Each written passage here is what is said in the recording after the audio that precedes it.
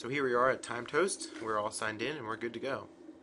Before we start creating a timeline, I do want to show you this button right here. Under Your Account, this is just an area where you can view your profile, edit your account details, change your password, or close the account. Alright, let's get started. You're going to click on Your Timelines. It's going to bring up all the timelines you've created. Since I don't have one yet, let's go ahead and start. Click on Add a New Timeline. First thing it's going to do is ask you for a title. I'm just going to do, as a quick sample, we'll do My Life. That is almost always where you will start with students. It's a good place to start. It's really a good way to introduce them to the timelining process, something familiar to them, and something easy to get started. These categories, whenever you finally do publish your timeline, you can mark this category here, and that will allow it to show up in the timelines that are in the home page at timetoast.com. Since this one is personal, I'm going to mark personal. You can also choose an image. This is the thumbnail image.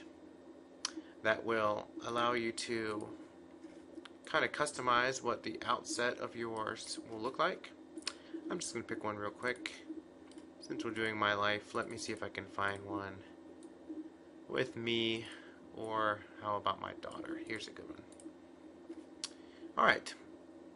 It'll upload the image. You click Done, and there you are. Now I hit Go. It's going to give you this empty timeline. Very simply, you're going to add events, time spans, or edit the title and picture here. I'm going to click on Add Event. First thing is, I'm just going to put when Emily was born. That's my daughter. Hopefully I remember this date. May the 15th. Oops. And she was born in 2006. So that is the date that will determine when it shows up in the timeline. You can also insert a link here, which is really helpful. If you're doing a timeline about a current event or social studies, you can insert links to countries, famous figures, and that way the reader of the timeline can get some more information. But here in the description, this is where you want your students to describe the event that's taking place. I'm just going to put real quickly,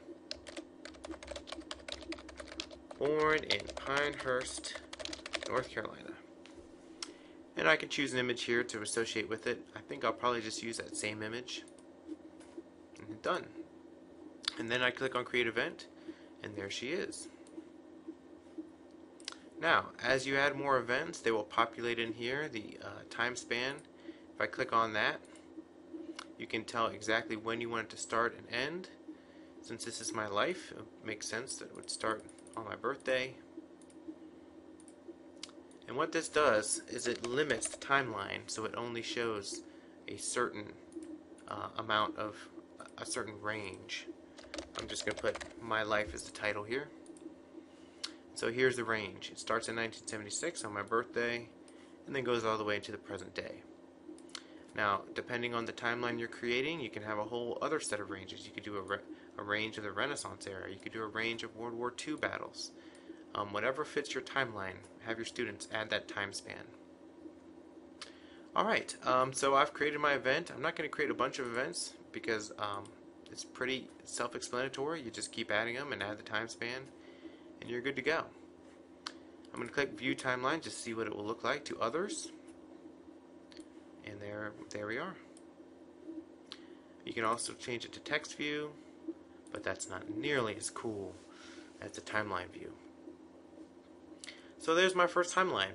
In the next video, what I'm going to do is I'm going to show you how to publish that timeline so that it can be shown. I'm going to show you how to share that timeline so your students can either embed that into a blog or into their website, or just have the link that they can take and send out to whoever they like.